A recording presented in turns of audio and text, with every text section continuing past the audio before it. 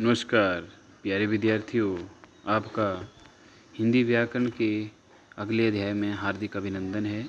तो आज का हमारा जो विषय है वो क्रिया विशेषण है।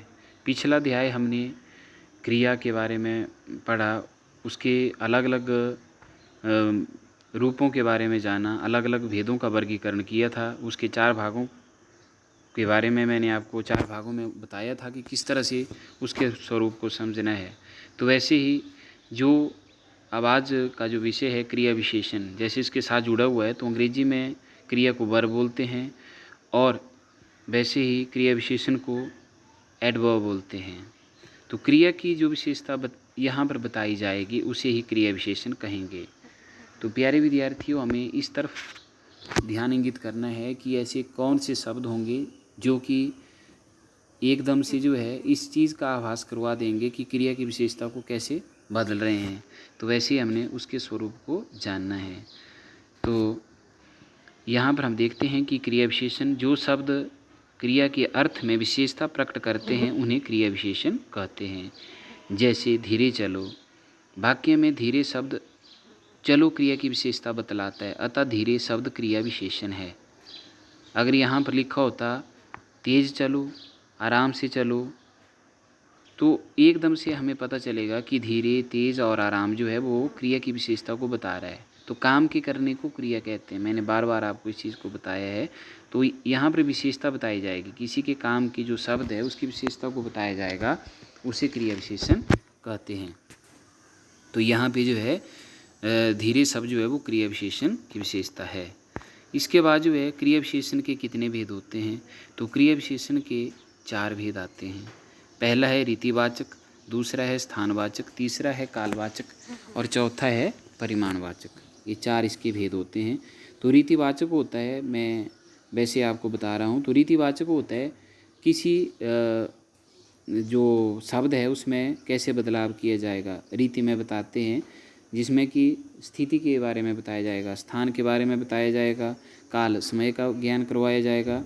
और परिमाण का मतलब होता है किसी चीज़ की मात्रा, नाप, तोल। जैसे मैंने पीछे भी आपको बताया था विशेषण में भी, तो वैसे ही यहाँ भी आपको इस चीज़ को समझना है। ये विशेषण नहीं है, ये क्रिया विशेषण है। तो लेकिन ये थोड़ा अलग हटके है। वहाँ पर विशेषण की विशेषता बताई गई थी, लेकिन यहाँ पर क्रिया के साथ विशेषण जुड़ा हुआ है, तो यहाँ क्रिया के अनुरूप जो है वो काम करेगा विशेषण जो है।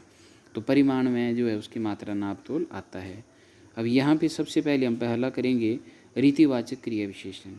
तो रीतिवाचक क्रिया विशेषण क्या होता है, जिन शब्दों से क्रिया की रीति, काम करने का तरीका, रीति को बोलते हैं किसी काम करने के तरीके को, जो हमारा एक सिस्टम बनता है, कैसे हम किस काम को करते हैं, क्या विधि है, तो उसको रीति को विधि भी बोलते हैं, उसका तरीका जो है ना, संबंधी विशेषता प्रकट होती है, उन्हें रीतिवाचक क्रिया विशेषण कहते हैं। जिन क्रिया विशेषणों का समावेश दूसरे वर्गों में नहीं हो सकता, उनकी गणना इसी में की जाती है, इन्हें इसी प्रकार बांटा जा सकता है। जैसे कि इसके प्रकार हैं, कैसे इनको कर सकते हैं हम, कि ऐसे, कैसे, वैसे, मानो, अचानक, धीरे धीरे, परस्पर, आपस में, यथाशक्ति, फटाफट, झटपट आदि। तो रीतिवाचक क्रिया विशेषण की ये महत्वपूर्ण विशेषता है। इसी में क्योंकि इसके जो काम करने का एक तरीका होगा, क्रिया की विशेषता के बारे में बताया जाएगा, तो हमें पता लग जाएगा। हर एक शब्द यहाँ पर अलग अलग विशेषता जो है वो बता रहा है, उसका जो प्राकट्य है वो बिल्कुल अलग अलग तरीके से है। तो प्यारे विद्यार्थियों, हमें इस चीज़ की तरफ ध्यान रखना है कि क्रिया विशेषण जो है वो कैसे जो है रीति के अनुसार जो है कार्य कर रहा है। क्रिया अब इसी में आएगा, इसके जो अलग अलग रूप आते हैं, इसमें निश्चय रूप में भी होगा, अनिश्चय रूप में भी होगा।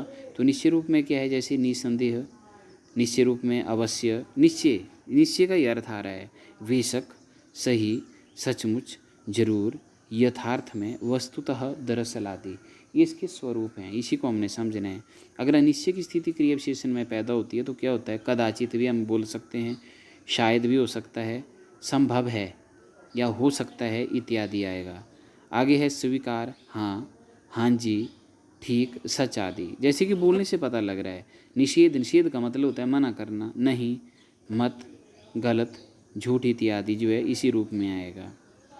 आगे है कारण, कारण में इसलिए, क्यों आदि आता है। और अवधारण में तो, ही, भी, मात्र भर आदि इसी रूप में जो है वो आएंगे। क्रिया विशेषण का दूसरा जो भेद है वो है स्थानवाचक क्रिया विशेषण, जो स्थान की विशेषता को बताता है। अर्थात जिन शब्दों से क्रिया में स्थान संबंधी विशेषता प्रकट हो, जिन शब्दों से क्रिया में स्थान संबंधी विशेषता प्रकट हो उसे जो है हम क्या बोलते हैं, स्थानवाचक क्रिया विशेषण बोलेंगे। अर्थात जिन शब्दों से क्रिया के होने के स्थान के विषय में पता चले तो उन्हें स्थानवाचक क्रिया विशेषण कहेंगे। जैसे यहाँ, वहाँ, जहाँ, कहाँ, वहीं, कहीं, हर जगह, सर्वत्र, बाहर, भीतर, आगे, पीछे, ऊपर, नीचे इत्यादि। स्थानवाचक के दो भेद माने गए हैं। वो दो भेद कौन से हैं? तो पहला जो भेद है वो है स्थितिवाचक, यहाँ, वहाँ, भीतर, बाहर आदि। और दिशावाचक में क्या आएगा?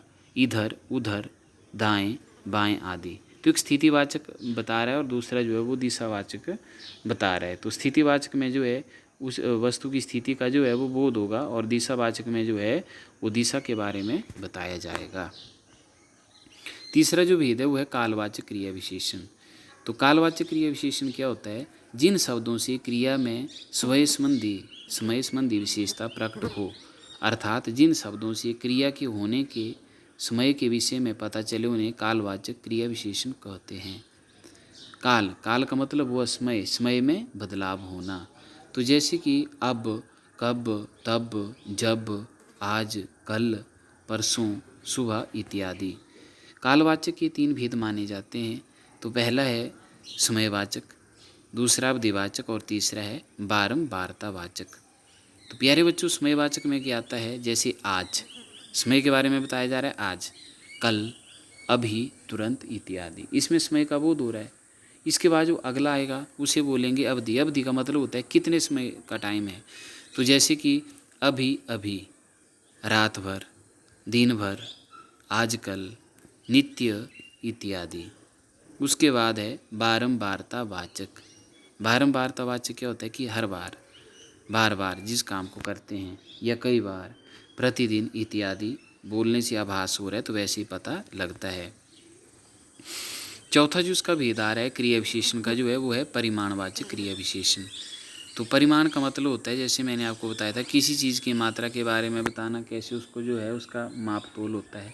जिन शब्दों से क्रिया में, अब क्रिया की बात है, ध्यान से सुने कि जिन शब्दों से क्रिया में परिमाण संबंधी विशेषता प्रकट हुआ, अर्थात जिन शब्दों से क्रिया के नाप तोल के विषय में पता चले उन्हें परिमाणवाचक क्रिया विशेषण कहते हैं। जैसे इतना, कितना, जितना, क्रमशः, पूर्णतया, बिल्कुल, लगभग, आधा। तो इसी के उदाहरण है, परिमाणवाचक विशेषण के उदाहरण है कि किसी वस्तु की नाप तोल के बारे में हम कैसे उसको जानेंगे। क्रिया विशेषण के जो भेद हैं वो अलग अलग भेद होते हैं। पहला जो इसका भेद आता है वो आता है परिमाणवाचक के 5 भेद माने जाते हैं। तो इसमें जो है सबसे पहले जो आता है अधिक बोधक आता है, दूसरा न्यूनता बोधक है। अधिक होता है ज़्यादा, जैसे कि बहुत, खूब, अत्यंत, अति आदि। दूसरा आया न्यूनता बोधक, जरा, थोड़ा, कुछ इत्यादि। तीसरा आएगा पर्याप्त। पर्याप्त का मतलब हुआ बैलेंस्ड, जैसे बस, यथेष्ट, काफ़ी इत्यादि। और तुलना बोधक में आएगा कम, अधिक, इतना, उतना आदि। और इसी तरह से जो है क्रिया विशेषण के भेदों में जो है कुछ समानार्थी शब्द भी आते हैं। तो समानार्थी विशेषणों का अंतर जो है वो अलग आता है। जैसे कि अब, अभी। अब में वर्तमान समय का अनिश्चय है और अभी का अर्थ तुरंत से है। तो प्यारे बच्चों, अब जो है अब आप जा सकते हैं, अभी 4 बजे हैं। ये क्रिया विशेषण के भेद के बारे में बताया गया। अर्थात कुछ समानार्थक क्रिया विशेषणों का अंतर जो है उसको हमें समझना है। तो इसमें कैसे है कि जैसे अब और अभी में क्या फ़र्क है? अब में वर्तमान समय जो है वो अनिश्चय है और अभी का अर्थ है तुरंत, जैसे बोलने से हमें आभास हो रहा है। तो अब और अभी में ये फ़र्क होता है।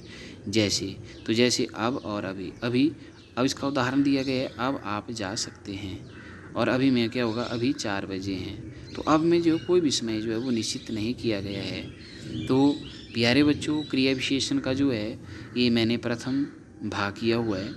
और दूसरे भाग में जो हम इसके अगले विस्तृत स्वरूप के बारे में भेदों का वर्गीकरण करेंगे, बताएंगे कि किस तरह से जो है इसके अलग अलग जो भेद हैं वो किस तरह इसकी विशेषता का जो है वो प्रारूप बनाते हैं और उसको समझते हैं। तो आशा करता हूँ कि आप इस वीडियो को ध्यान से समझेंगे और जो असाइनमेंट आपको टास्क दिया जाता है, जो कार्य दिया जाता है, उसमें जो प्रश्न दिए जाते हैं उस सब को आप जो है अपनी फेयर नोटबुक के ऊपर करेंगे।